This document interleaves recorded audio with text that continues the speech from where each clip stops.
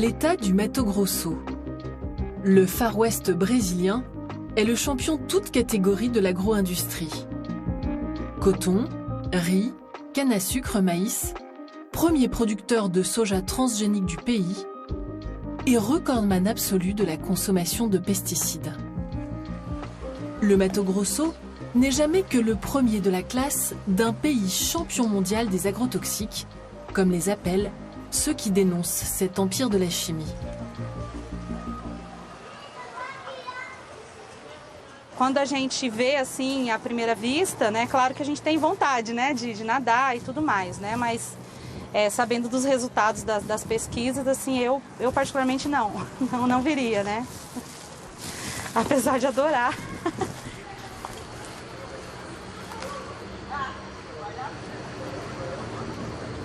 Contaminação química, de fato, ela não aparece, né? Ela não aparece, assim, o rio parece que está bem preservado, né, bem limpo, mas quando a gente vai fazer uma análise química no laboratório, é que a gente detecta esses resíduos, né?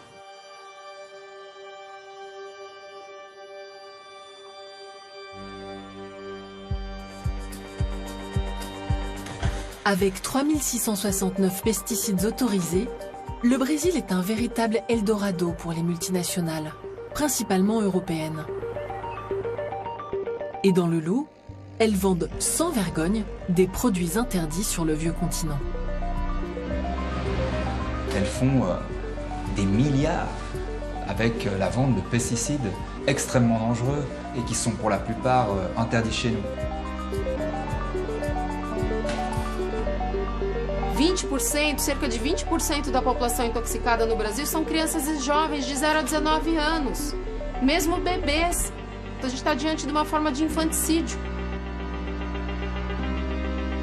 Attendez là, il y a un truc qui ne va pas. On ne va pas faire une forteresse européenne en protégeant les citoyens européens pour améliorer leur santé et détruire la santé des Brésiliens, etc. Il y a quand même un problème aussi d'éthique et de déontologie.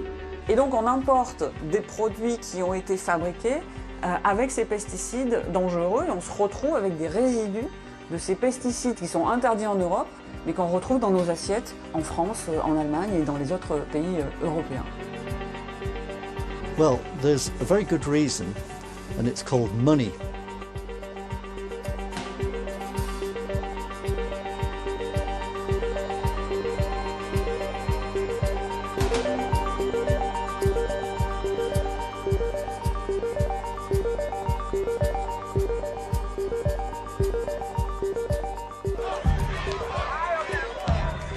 En octobre 2018, Jair Bolsonaro est élu président de la République fédérative du Brésil. Avec cet ancien parachutiste à la tête du pays, c'est l'assurance pour l'industrie agroalimentaire d'avoir les mains libres. À peine élu, il prête allégeance au patron de l'agrobusiness, réunis pour fêter sa victoire. E eu digo a vocês, eu sou empregado de vocês. Vocês são os nossos patrões. A vocês nós devemos a lealdade absoluta. Por vocês nós lutamos. Il leur fait très vite de gros cadeaux. En seulement un an, il double les autorisations d'importation de pesticides, parmi lesquels des produits bannis en Europe.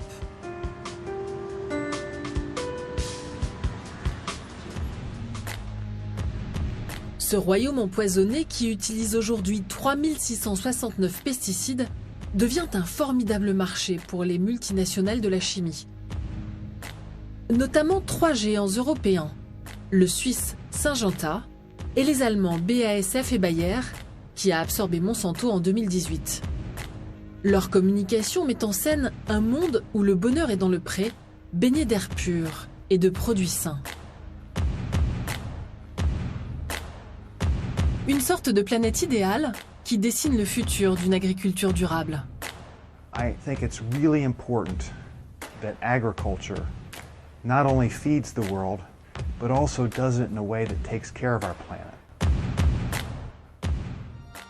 À L3, ces multinationales ont réalisé en 2019 plus de 150 milliards d'euros de chiffre d'affaires.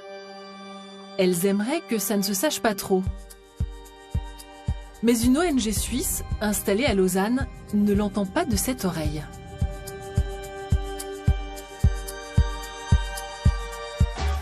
What? Way too expensive. I need lower prices. I don't care how. Public Eye enquête depuis 50 ans sur les dérives des multinationales suisses dans les pays émergents. L'association vient de publier une cartographie du business mondial de Syngenta et de ses concurrents Bayer et BASF. Le marché des pesticides, c'est un marché qui est extrêmement lucratif, des dizaines de milliards chaque année, mais qui est extrêmement secret. Et il y a très peu de données, très peu de chiffres sur les ventes de pesticides. Les entreprises étaient toujours capables de se camoufler derrière le fameux secret des affaires, parce que ces données ne sont pas publiées, elles sont confidentielles.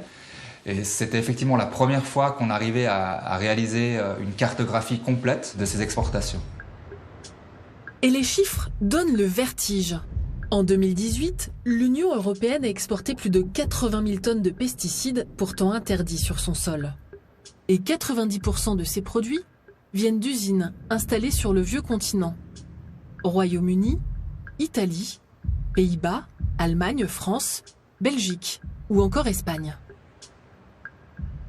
Un tiers des ventes réalisées en 2018 étaient des pesticides dits extrêmement dangereux, donc cancérogènes, tueurs d'abeilles, perturbateurs endocriniens. On parle au total de plus de 40 pesticides différents, substances, molécules dangereuses, interdites dans nos champs, qui ont été approuvées à l'exportation cette année-là, pour un volume total de plus de 80 000 tonnes. Ce n'est pas des petits volumes, ce n'est pas des petites quantités, c'est massif. Hypocrisie, cynisme. En tout cas, une stratégie du double standard qui s'épanouit à merveille sur le marché brésilien. Retour au Mato Grosso, à travers un paysage sans vie. Les champs de soja et de coton, à perte de vue, ont remplacé le cerrado, la forêt d'origine. Aucun animal dans ces champs animés par un unique balai, celui des pulvérisateurs de pesticides. Sur terre, ou depuis les airs, ici les épandages par avion sont autorisés. En Europe, ils sont interdits depuis longtemps.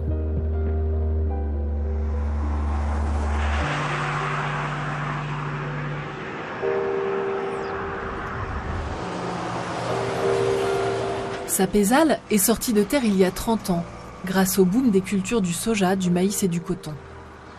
C'est la ville qui utilise le plus de pesticides dans tout le Mato Grosso. La professeure Marcia Montanari a rendez-vous dans un collège de la ville. Le personnel connaît bien Marcia. Elle analyse l'eau du robinet depuis 6 ans déjà. Une eau que plus de 1000 écoliers boivent chaque jour. La législation brésilienne autorise déjà 27 pesticides dans l'eau. Mais Marcia Montanari en a débusqué d'autres.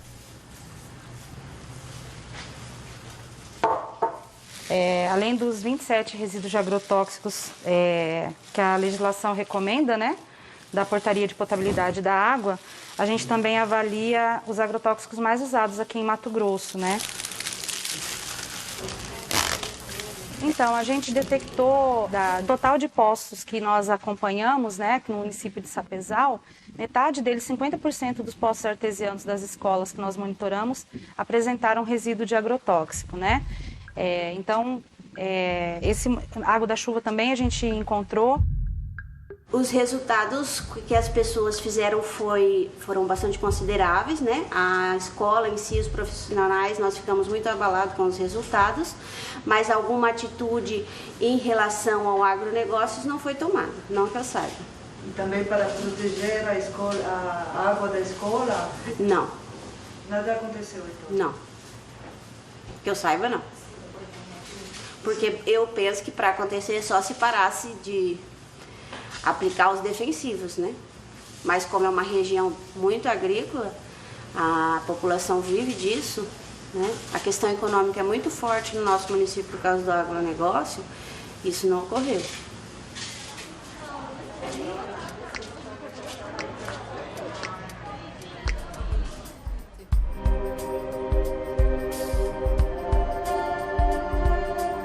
royaume du soja et des pesticides, difficile de combattre l'industrie toute puissante. Sur le bord de la route, un pulvérisateur épand des produits chimiques. Il est hors la loi, car il ne respecte pas les distances légales de sécurité. Nós estamos aqui a menos de 50 metros, né? Não é permitido que seja nem plantado tão próximo da rodovia, muito menos pulverizado, né? É realmente uma situação bastante perigosa, né? Do ponto de vista sanitário.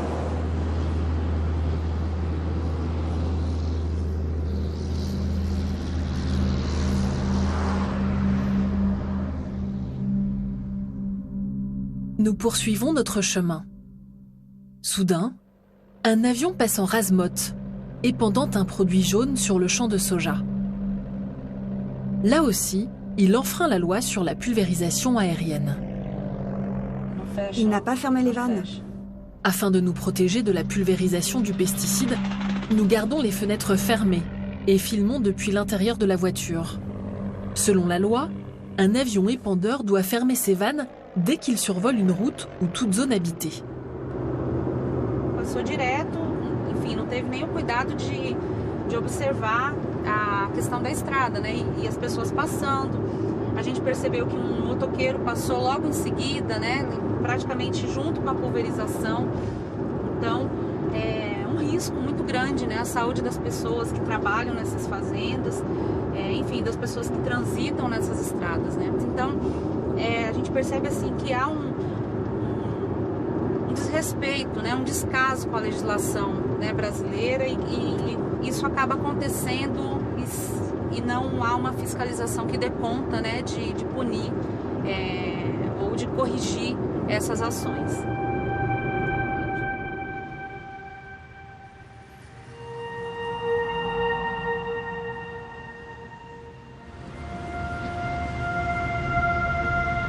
À Sapezal, la chercheuse a détecté 40 pesticides différents.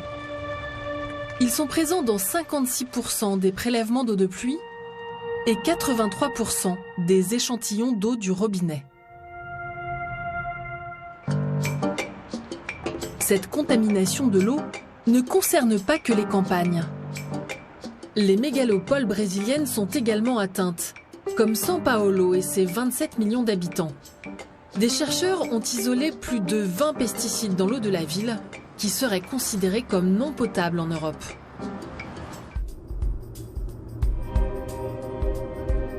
Les substances les plus fréquemment utilisées sont le paraquat et l'atrazine, deux substances actives produites essentiellement par Syngenta et dont le Mato Grosso est un énorme consommateur. Ces deux molécules, créées dans les années 60 en Suisse, avaient conquis la planète à la fin du XXe siècle, malgré leur réputation sulfureuse. Toujours autorisée au Brésil, l'atrazine est interdite dans l'Union européenne depuis 2003. L'atrazine, c'est de nouveau un bel exemple de cette hypocrisie européenne, parce qu'au début des années 2000, il a été interdit en Europe parce qu'on a constaté qu'il polluait les nappes phréatiques et du coup l'eau potable. Encore maintenant, voilà, presque 15-20 ans après, c'est l'un des pesticides les plus détectés dans l'eau potable en Europe. C'est un perturbateur endocrinien, c'est-à-dire que c'est un pesticide qui, même à des très faibles doses, peut perturber votre système hormonal et affecter le système reproducteur. Tous ces pesticides interdits concernés par notre enquête, ce sont toutes des substances qui ont été utilisées en Europe, mais retirées du marché, car les autorités européennes ont conclu que les dangers et les risques posés par ces substances étaient trop élevés. Comme pour l'atrazine, l'utilisation du paraquat est elle aussi interdite dans l'Union européenne, mais pas sa production. Fabriqué en Angleterre, il représente en 2018 un tiers des volumes de pesticides interdits en Europe mais exportés vers le reste du monde. Le paraquat, c'est un herbicide extrêmement toxique qui a été développé dans les années 60, pour vous dire. C'est-à-dire que ça fait bientôt 60 ans que ce pesticide est sur le marché. C'est un herbicide qui est si toxique que si vous avalez une seule cuillère à café, c'est la mort garantie. C'est un herbicide qui est responsable de milliers d'empoisonnements chaque année dans les pays en développement, des agriculteurs qui appliquent cet herbicide sans aucune protection et qui inhalent le produit ou sont exposés à travers la peau. Et pourtant, le paraquat est toujours autorisé dans certains pays. Pour comprendre cette aberration, il faut chercher du côté des procédures d'évaluation et de mise sur le marché de ces produits. Partout dans le monde, elles sont confiées à des agences publiques, comme l'EFSA, l'agence européenne en charge de la sécurité alimentaire.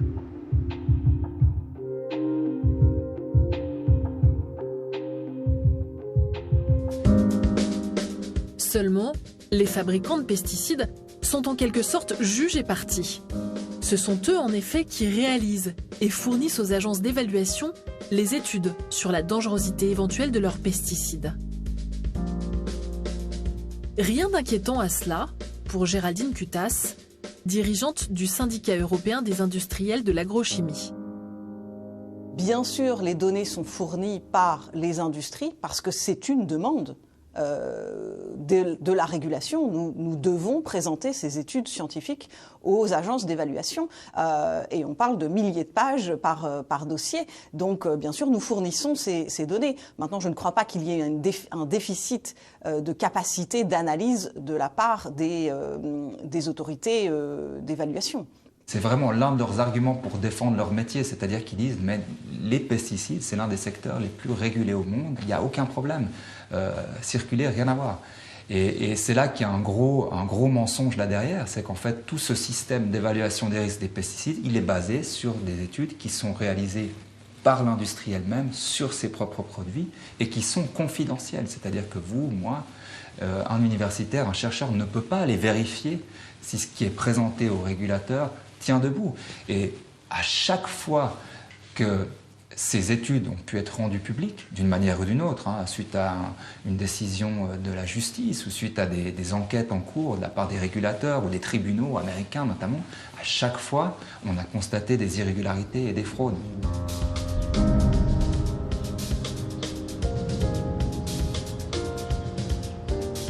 C'est ce qu'a révélé un lanceur d'alerte, toxicologue qui a longtemps travaillé pour un laboratoire racheté par Syngenta.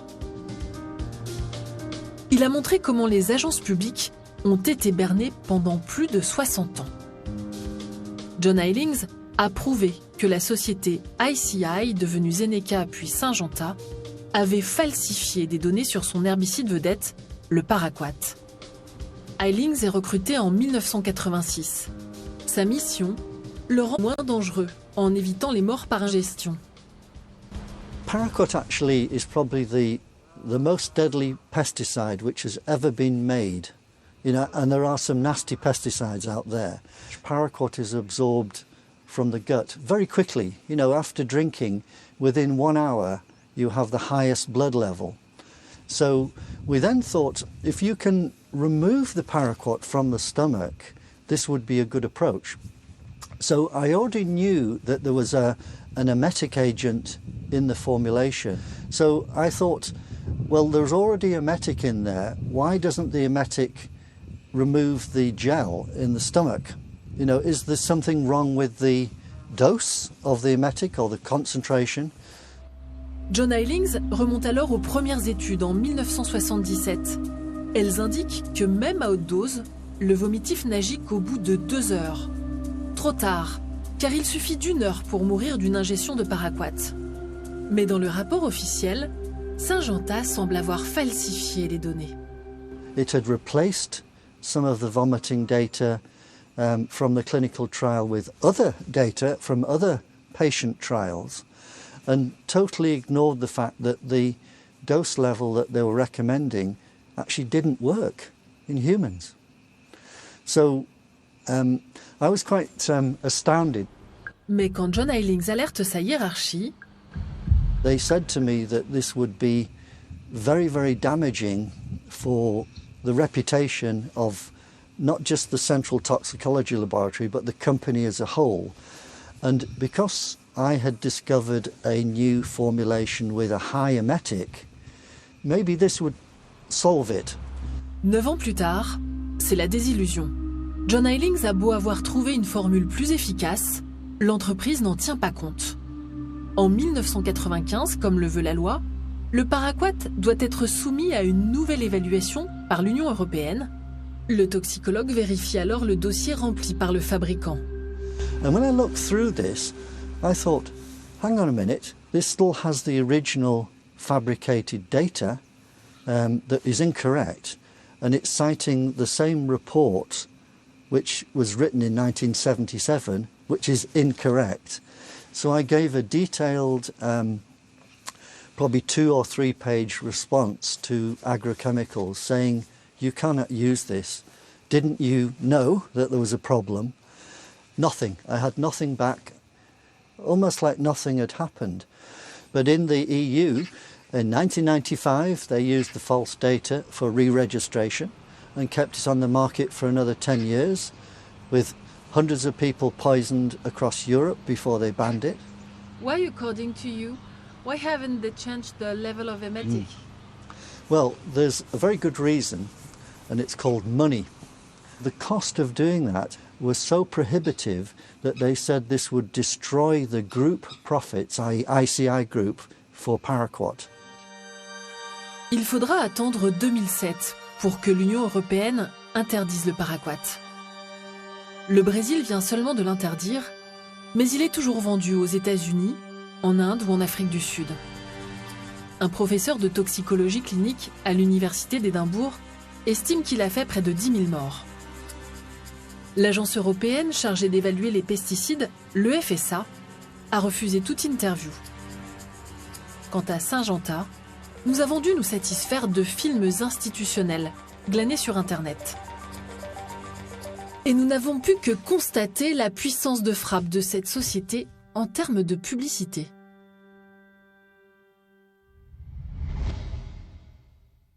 Eu passei a maior parte da vida dentro do campo. Hoje, a minha maior alegria é ver o meu país campeão em outro campo. O campo da agricultura. O time Agro Brasil faz bonito lá fora e aqui dentro também. Comida boa, saudável e barata.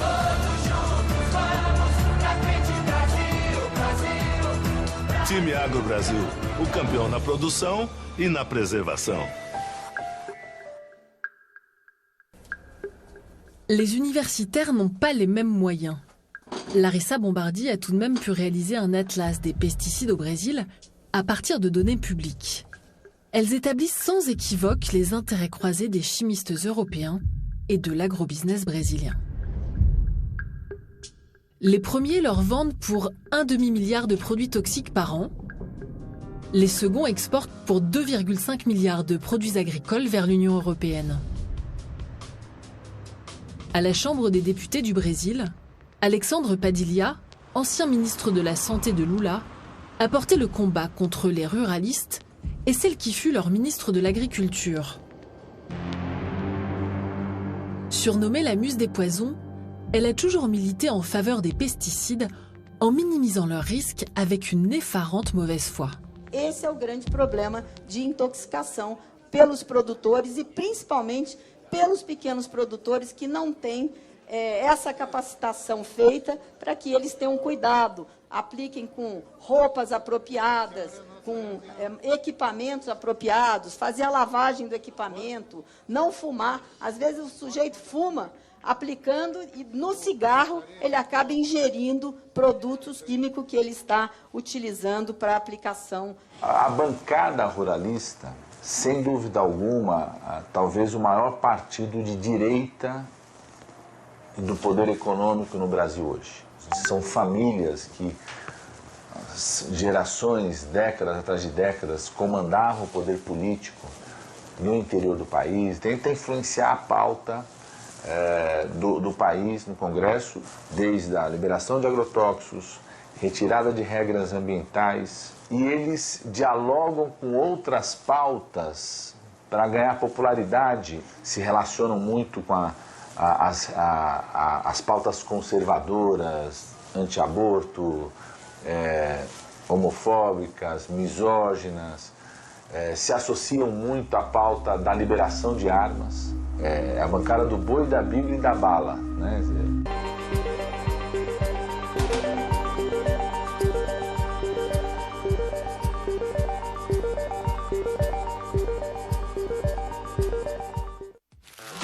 participe do 7º concurso de vinhetas do curta.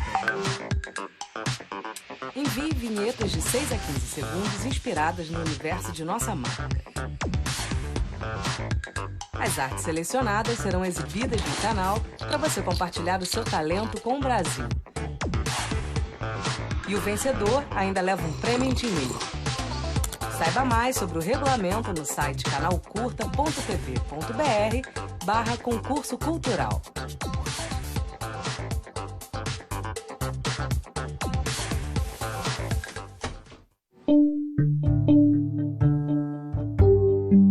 Nessa segunda temporada, não vamos mudar o design e a estrutura da série. Afinal, a primeira já foi um sucesso.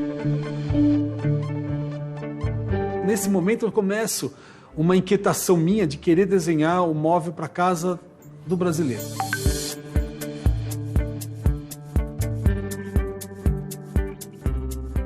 Preciso de coisas que eu tenha raiva de não ter feito. Eu queria levar comigo a Bahia, eu queria explicar para o mundo o que era a Bahia e levei J. Cunha comigo.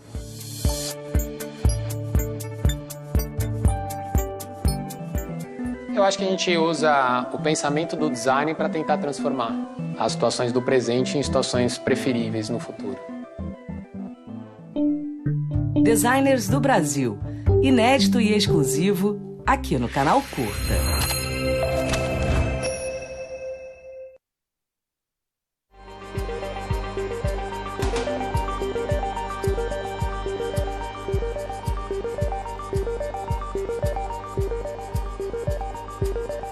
Ces députés qui tiennent les rênes de l'agrobusiness ont refusé nos demandes d'interview.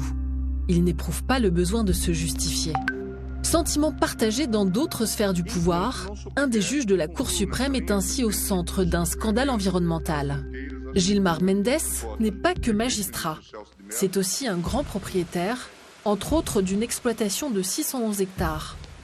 Rancho Alegre, dans le Mato Grosso. Il cultive du soja, mais au mépris de la législation.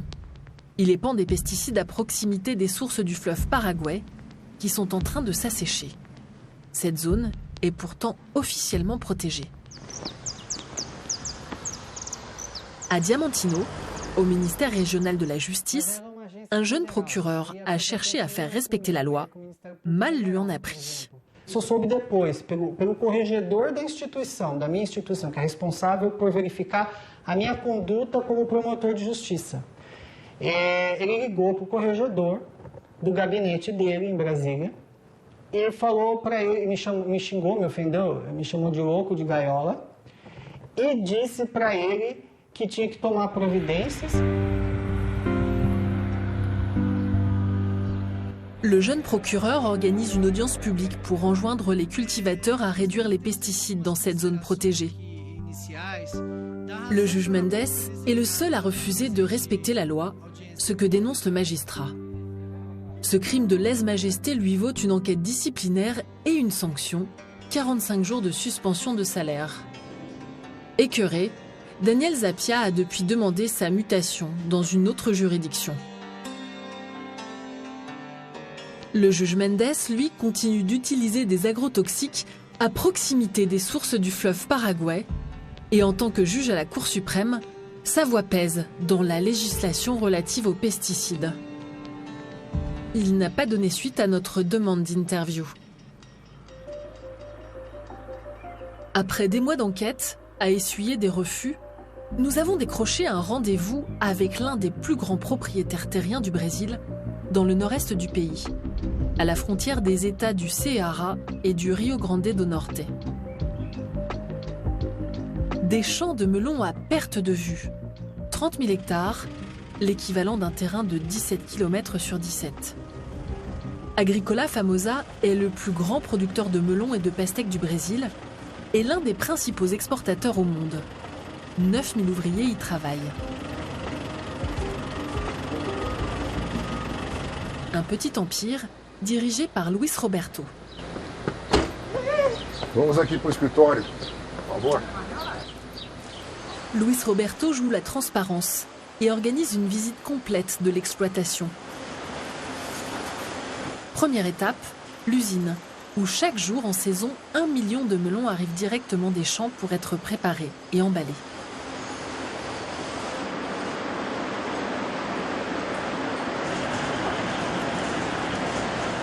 O melão chega do campo, lá, vira, água com cloro.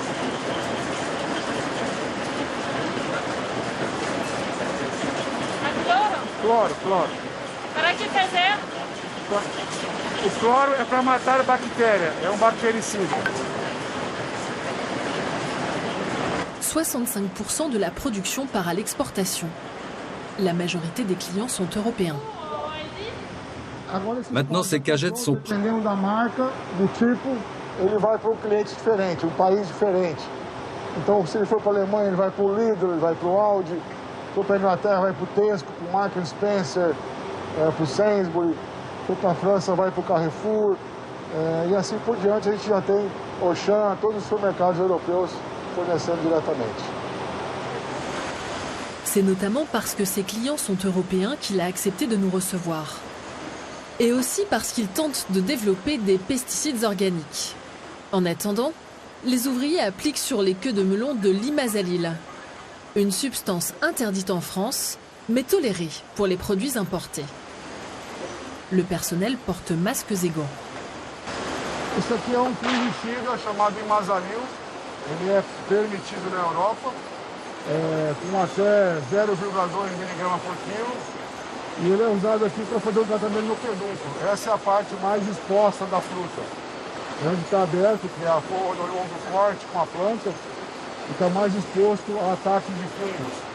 Então isso é um fungicida para evitar que a fruta chegue lá estragada.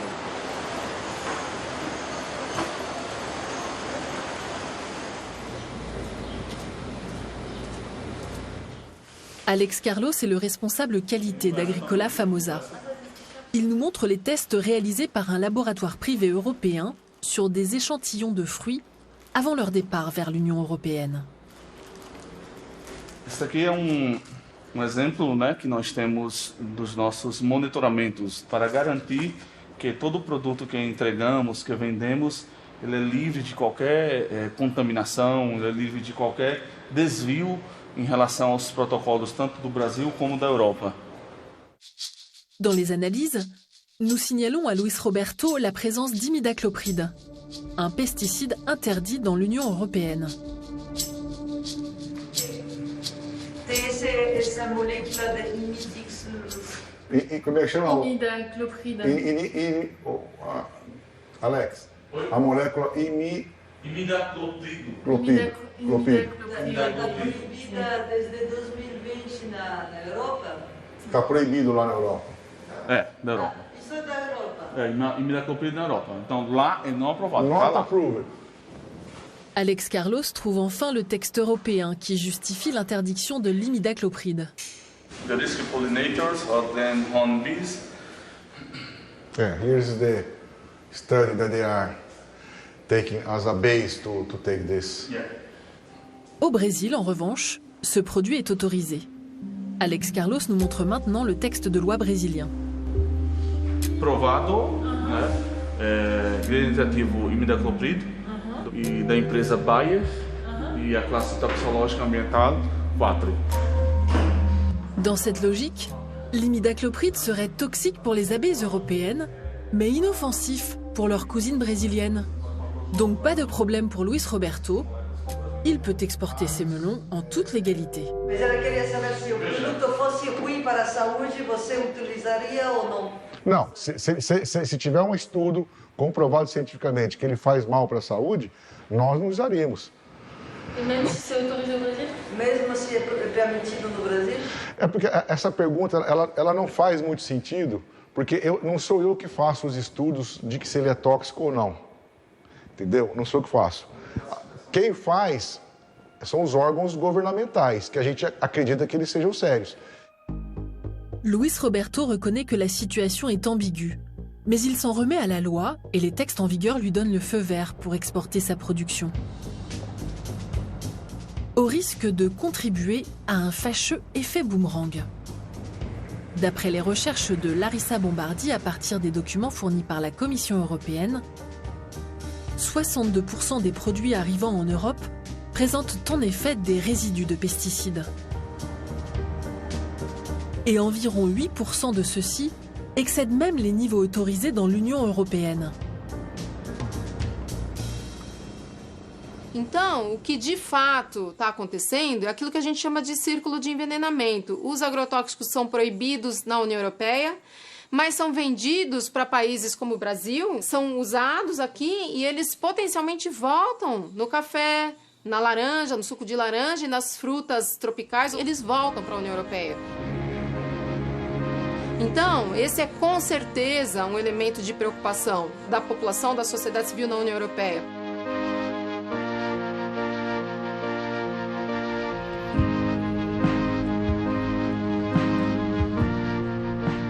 En Allemagne, l'association Greenpeace a mené l'enquête sur des cargaisons de fruits importés depuis le Brésil.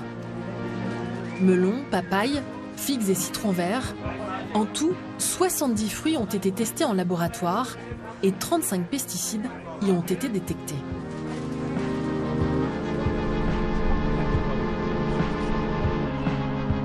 Was uns überrascht hat, ist, dass wir fast überall, in fast allen Proben, Pestizidrückstände nachweisen konnten. Und 11 der 35 Wirkstoffe waren in Europa nicht zugelassen. Das finden wir schon alarmierend. Ja, wir haben zum Beispiel Chlorthallonin gefunden, das ist ein Fungizid. Das wird von beiden Herstellern, Bayer und BASF, in Brasilien vertrieben. Gilt als hochgefährlich, findet sich im Grundwasser wieder. Es gilt als krebserregend. Es hat einen negativen Einfluss auf Tiere. Und deshalb ist diesem Stoff die Zulassung entzogen worden. Étonnante contentions européennes. Des pesticides interdits dans l'Union peuvent y être importés à condition de ne pas dépasser des limites de résidus. Pour les fabricants de produits phytosanitaires, ces limites de résidus sont un garde-fou efficace. Je comprends bien les inquiétudes des consommateurs européens par rapport à cette question. Maintenant, ce qu'il faut bien savoir, c'est qu'il y a une législation en Europe, comme dans tous les pays du monde, avec des niveaux maximum de résidus qui sont autorisés dans les produits qui sont importés. Et c'est justement ce qui garantit que les résidus de produits phytosanitaires contenus dans les importations aient une limite et ne soient pas toxiques pour les consommateurs et la santé du consommateur. Donc il n'y a aucun risque pour le consommateur européen à consommer des produits qui soient importés de n'importe quel pays du monde parce que la législation garantit que les résidus de ces produits ne sont pas toxiques pour les consommateurs.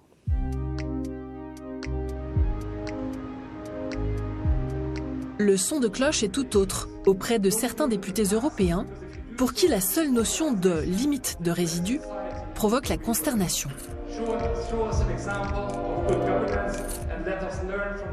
Qu'est-ce qu'ils font? Ils ont inventé maintenant les limites de résidus.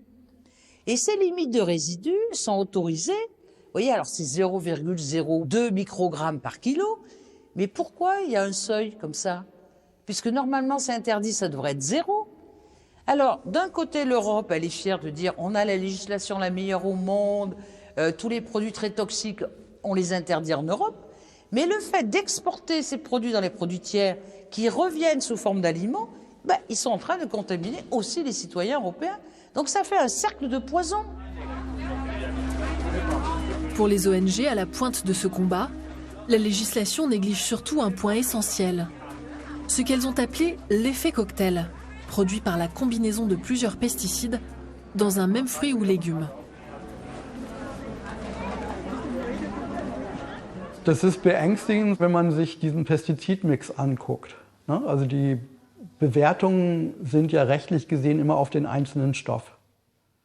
Und wenn ich jetzt, wie wir in einer Probe 5 verschiedene Pestizide finden, ist die Frage, was heißt das? Und die große Frage ist, die Wirkungen addieren die sich, multiplizieren die sich, heben die sich auf?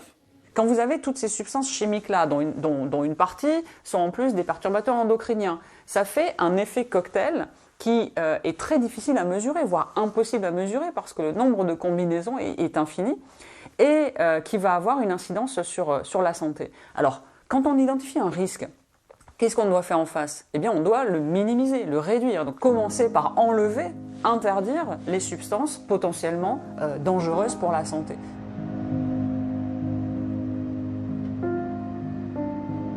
Malgré ces alertes, l'Europe continue d'autoriser l'exportation des pesticides jugés toxiques sur son sol vers l'Afrique, les Amériques ou l'Asie. Une situation qui permet aux industriels de noyer leurs responsabilités. Les 3/4 de ces produits sont exportés vers des marchés qui ont des réglementations très strictes. Les États-Unis, le Japon, l'Australie, même le Brésil. Ce sont des systèmes réglementaires différents de l'Union européenne, mais il n'en reste pas moins très stricts. Il n'y a pas de bon ou de mauvais système. Ils ont simplement des approches qui sont différentes. Ces réglementations suffisantes selon l'industrie chimique présentent pourtant de sérieuses lacunes. Retour dans le Ceará, dans le nord-est du Brésil. L'industrie fruitière s'est installée dans la région de Limoeiro do Norte au début des années 2000. Les champs de bananes ont très vite cerné les villages, comme celui de Tomé et ses 2500 habitants.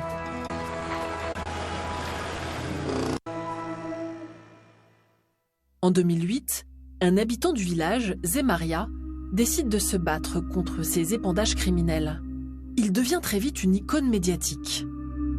Porque é uma luta muito pesada, é uma luta que nós estamos no fogo cruzado. O agronegócio aqui na Chapada não está nem querendo saber o que está pela frente, quer saber se retira o seu lucro e vai embora.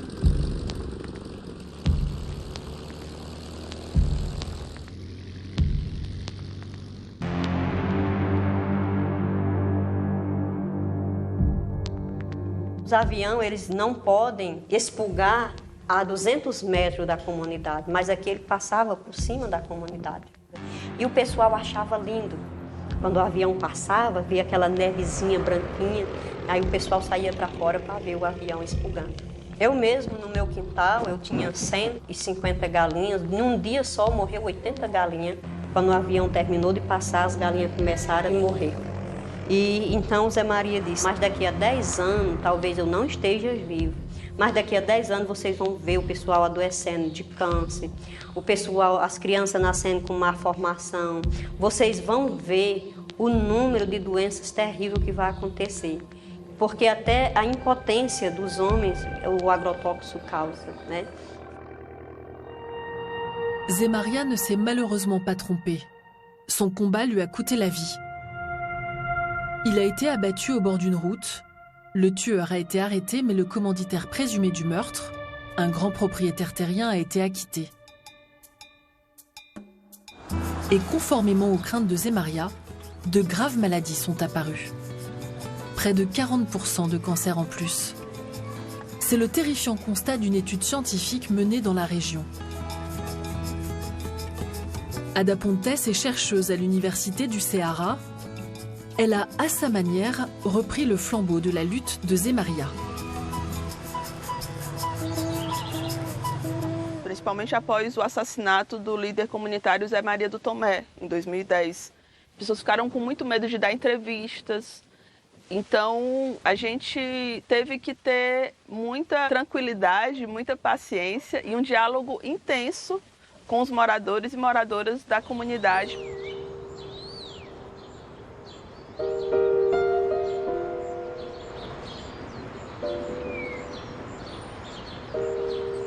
À Tomé, des mères signalent à Ada Pontes des cas de puberté précoce sur des bébés d'à peine 18 mois. Mais aussi d'autres anomalies, plus graves encore. Boa tarde. Boa tarde. Tudo bem? Tudo. E como é o nome desse rapaz? João Faino. Gente, ele já tá énorme. 5 meses. Avant ce petit garçon, Cleidiane avait déjà mis au monde une fille nommée Sofia, un bébé né avec une grave malformation. Todas as mães vinham com bebê pro quarto. E a minha não veio. Os doutores já são muito bons.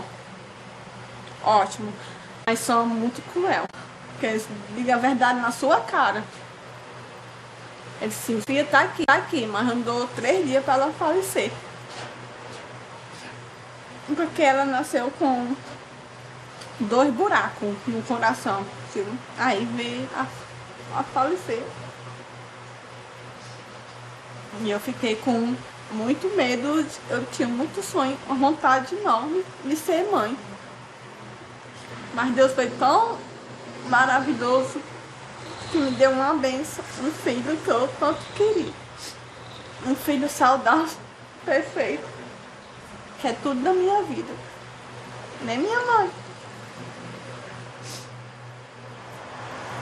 A filha da Jenny, ela tinha uma malformação cardíaca, uma malformação congênita cardíaca.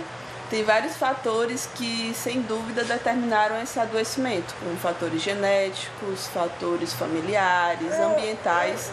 E nos ambientais, a questão dos agrotóxicos é algo bem relevante.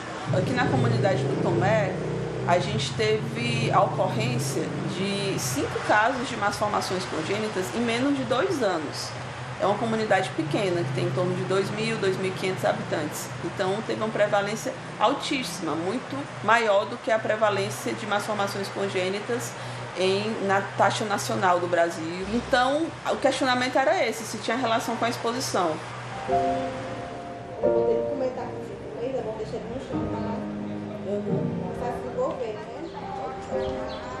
Ada Pontes a fait des recherches sur l'exposition de ces familles aux pesticides avant la naissance de leurs enfants. Les résultats sont édifiants.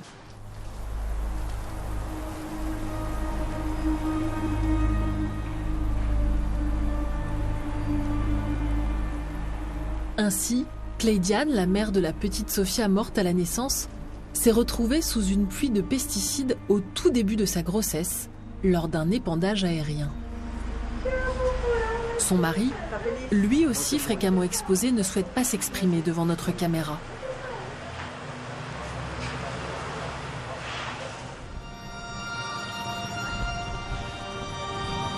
Les recherches d'Ada Pontes ne laissent aucun doute. Les pesticides sont bien la cause des tragédies vécues par ces familles. E nós encontramos na urina dessas crianças metabólitos de piretroides. E os piretroides é uma classe de agrotóxicos, né?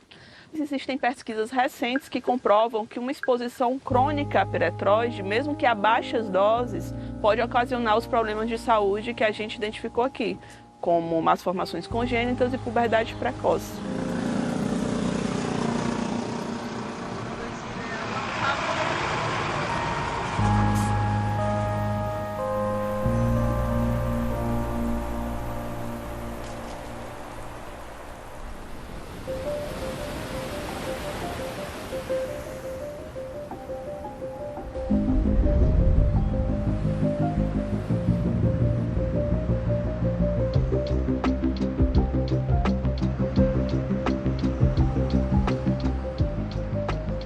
Parfois, le combat politique paye. Renato Roseno, député du Ceará, a fait voter en 2018 une loi prohibant la pulvérisation par avion dans tout l'État.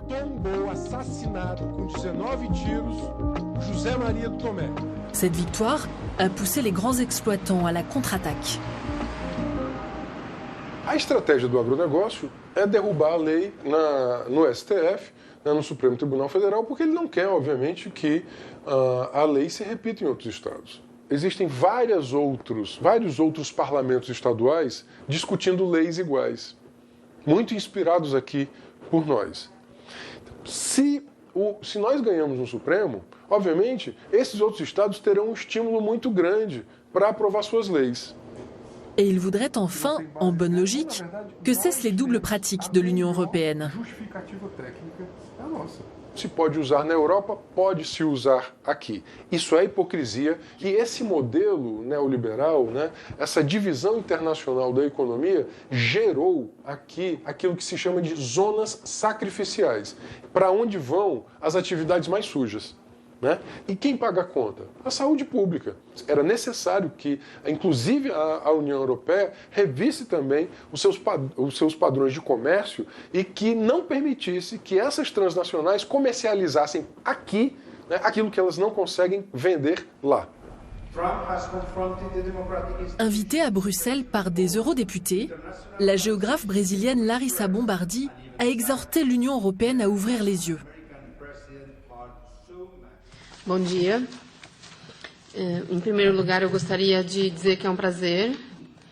Mais de 500 bebês intoxicados com agrotóxicos no Brasil, em números oficiais. Então, é possível que nós tenhamos mais de 25 mil bebês intoxicados com agrotóxicos nesse período. Eu senti que os representantes da União Europeia se sensibilizaram. É desumano isso, é desumano vender substâncias que são proibidas no próprio território. A gente vale menos, a população no Brasil vale menos. 20%, cerca de 20% da população intoxicada no Brasil são crianças e jovens de 0 a 19 anos, mesmo bebês. A gente está diante de uma forma de infanticídio. Eu fico tranquila para usar essa palavra porque os dados mostram isso. O que são 500 bebês intoxicados com agrotóxicos? Como isso é possível? Sa dénonciation internationale n'a pas du tout plu à l'agro-industrie brésilienne. Menacée, Larissa Bombardi a jugé prudent de quitter le Brésil. Chaque année, une cinquantaine de militants écologistes y sont assassinés. Larissa, elle, vit désormais en Europe. Une Europe qui continue sans encombre à exporter ses pesticides. La Commission a bien mis noir sur blanc qu'elle reconnaissait qu'il y avait quand même là un sujet, une aberration, et qu'elle allait le prendre en compte et y répondre et aller vers une interdiction de la production et l'exportation de ces substances dangereuses.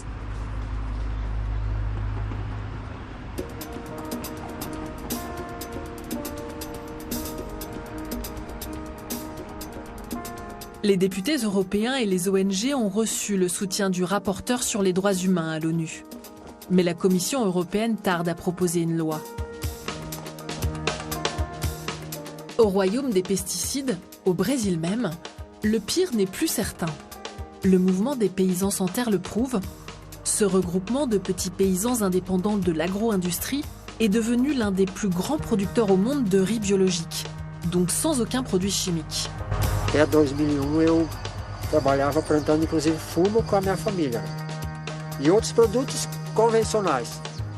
E aí uma coisa que eu sentia é que até aí eu tinha muitos problemas de saúde, mas eu acredito que foi a relação com o uso de agrotóxicos, de venenos que eu usava antes, que levou a eu ter uma vida mais saudável, né? Faz 18 anos que nós produzimos arroz orgânico certificado, esse processo. Começou com poucas famílias e cada ano vai se incorporando mais.